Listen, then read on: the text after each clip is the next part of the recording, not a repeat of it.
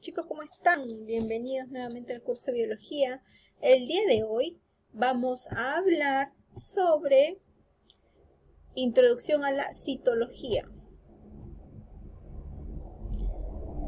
¿Ustedes saben o han escuchado hablar qué es la citología? ¿Alguien tiene idea?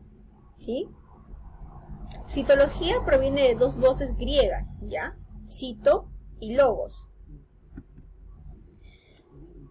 Cito, que significa célula, y logos, estudio. Entonces, vamos a definir como citología a la rama de la biología que se encarga de estudiar a la célula, su función, su estructura, su clasificación, etc.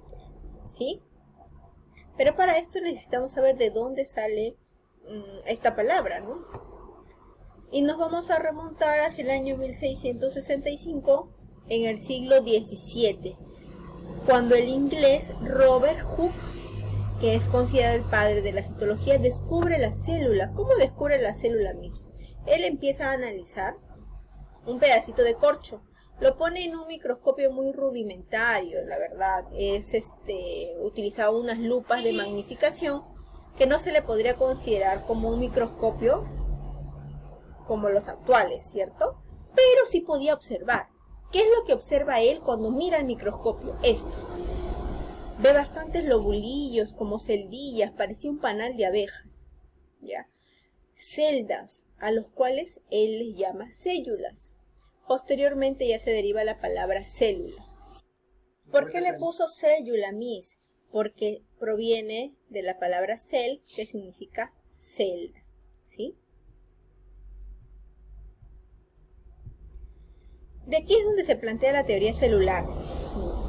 Aparecen dos personajes, dos científicos alemanes, Matthias Schleiden y Theodore Schwann, que son los que desarrollan la teoría celular. Ellos plantean y reconocen a la célula como la unidad básica y funcional de todos los seres vivos. ¿Qué significa esto? Que para poder ser considerado ser vivo, por lo menos necesitas tener mínimo una sola célula. Por eso es que hay organismos unicelulares como las bacterias, ¿sí? Esta teoría se basa en que todos los seres vivos están formados por células y todos provienen de una célula antecesora. Si estamos hablando de célula, necesito definir qué cosa es célula. Y lo vamos a definir como la unidad básica de la vida, ¿sí? La célula es la mínima unidad fundamental de todo ser vivo. Y se dice que la célula, además, tiene una unidad o es una unidad anatómica. Miss, ¿por qué es anatómica? Porque va a determinar la forma de algunos organismos, principalmente de los organismos unicelulares como las bacterias. Todas las bacterias no tienen la misma forma y todas las células tampoco poseen la misma forma. En el caso de las bacterias, así como ves en la imagen, tenemos algunas que son esféricas, que se llaman cocos, otras que tienen forma cilíndrica, llamadas bacilos, otras que son un poco alargadas, que se llaman espirilos, aquellas bacterias que tienen forma de coma y que llamamos vibriones, ¿sí? Los cocos, las esféricas, cuando se agrupan en fila, se les va a llamar estreptococos, ¿sí? Y cuando se agrupan como racimo de uva, se les va a llamar estafilococos. La célula, a su vez, también es una unidad funcional. Miss, ¿por qué es funcional? Porque la célula realiza múltiples funciones en el organismo. ¿Como cuáles? Como la digestión, la respiración, ¿cierto? La excreción. Y cumple también, es una unidad genética. ¿Por qué? Porque almacena todo el genoma humano, el ADN, la información hereditaria, ¿sí? ¿De quién? De los organismos. Las células se clasifican. ¿Por qué? Porque no todas son iguales, pero hay varios criterios de clasificación. Las podemos clasificar, ¿sí? Según estos 4 criterios. Según su forma, según su tamaño, según su nutrición y según su evolución. Vamos a ver cada una de estas. Según su forma, podemos encontrar células bicóncavas. El prefijo bi significa dos. Cóncavo, dos concavidades, dos hendiduras.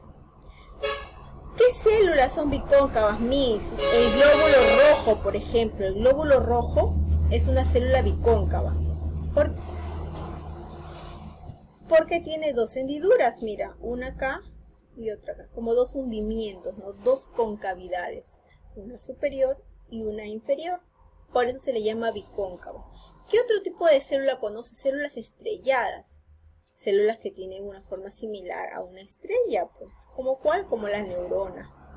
Células alargadas como el miocito, que son las células musculares, ¿ya? También tenemos células poliédricas. ¿Mis qué significa poliédrica? Poli, varios, edro, ángulo. Varios ángulos tiene. ¿Cuáles son esas células que poseen varios ángulos? Las células vegetales. Mira que tienes un ángulo, otro. Cada esquina forman ángulos, ¿cierto?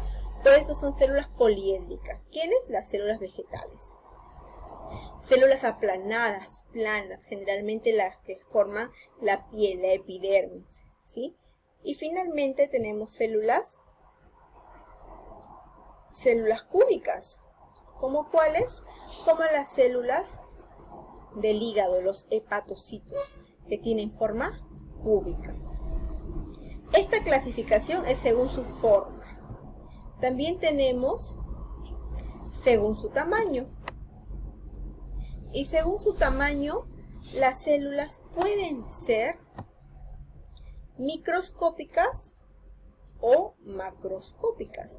Micro, pequeñito, son células que yo necesito de un microscopio para poder observarlas, para poder analizarlas, ¿sí? En cambio, las macroscópicas son aquellas que puedo ver a simple vista. Generalmente, las células microscópicas son la mayoría de células que nosotros conocemos, los glóbulos rojos, las neuronas, los miocitos, los hepatocitos, los adipocitos, etc.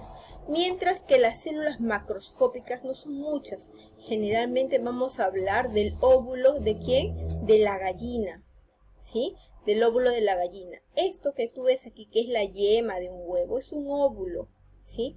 Y es una célula que podemos ver a simple vista. Más grande sería ¿cuál? La de un avestruz, ¿cierto?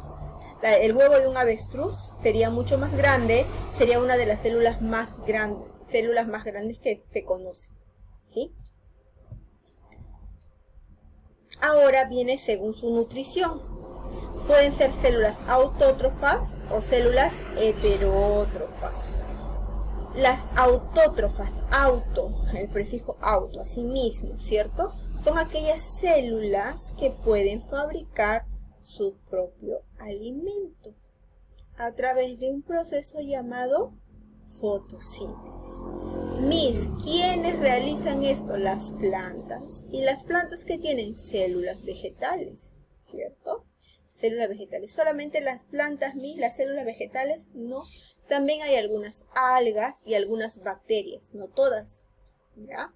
Esas bacterias que realizan fotosíntesis se llaman cianobacterias o bacterias fotosintéticas. ¿Por qué? Porque realizan fotosíntesis. Y en su mayoría, tanto las plantas como las algas van a tener un pigmento llamado clorofila, que es el principal complemento que le ayuda a realizar la fotosíntesis, ¿sí? Y las células heterótrofas es todo lo contrario, son aquellas que no pueden fabricar su propio alimento, ¿sí? ¿Y dónde están presentes en el resto de seres vivos? ¿Cómo cuáles? Animales, hongos, protozoarios y las bacterias que no pueden realizar fotosíntesis. Según su grado evolutivo, o sea, por la evolución, vamos a dividirlas en dos. ¿Cuáles son? Células procariotas y células eucariotas.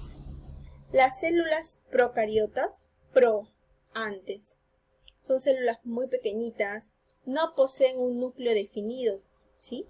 El material genético está disperso en todo el citoplasma. Carecen de la gran parte de organelas, la única organela que tienen son los ribosomas. Y si esas células son tan antiguas, son tan poco evolucionadas, ¿quiénes tienen células procariotas? Las bacterias. Todas las bacterias tienen células procariotas. MIF y los hongos, eso ya es otro grupo. Los demás seres vivos tienen células eucariotas. ¿Quiénes? Los animales, los hongos, los protozoarios. ¿Ya? Estas células eucariotas son más grandes que las procariotas. Ya tienen un núcleo que encierra y engloba a todo el material genético. ¿Sí? Está presente en hongos, plantas, animales, algas y protozoarios. ¿Sí? ¿Cuáles son las diferencias principales entre una célula procariota y una célula eucariota? Las procariotas no tienen núcleo. Las eucariotas sí lo tienen. Las procariotas miden menos de 10 micrómetros. Las eucariotas miden más de 10 micrómetros, o sea, son un poco más grandes. Procariotas no tienen citoesqueleto, eucariotas sí lo tienen. ¿Qué cosa es el citoesqueleto? Es el armazón de la célula, ¿sí? Las procariotas siempre van a ser unicelulares, mientras que las eucariotas pueden ser unicelulares algunas y otras pueden ser, otros organismos pueden ser pluricelulares. También las procariotas pertenecen al reino bacteria y arquea. Son reinos básicamente, clasificaciones del reino Monera, porque todas son bacterias. Las procariotas todas son bacterias, mientras que las eucariotas no. Las eucariotas, como son más evolucionadas, están en organismos más evolucionados, como los protozoarios, el reino protoctista, los hongos, reino fungi, plantae, las plantas, y el reino animalia, los animales. Tenemos que las células procariotas tienen una reproducción únicamente asexual, mientras que las eucariotas pueden realizar reproducción sexual y también reproducción asexual, dependiendo del tipo de organismo que se esté viendo. No olvidemos que la clasificación de las células se basa en 4 criterios: según su forma, según su tamaño, según su nutrición y según su evolución. Espero que haya quedado clara la clase, que hayan entendido. Cualquier duda no duden en escribirme, ¿sí? O en buscar en la plataforma del aula virtual para que puedan dejar sus comentarios. Bueno chicos, cuídense. Ya nos vemos hasta la próxima clase.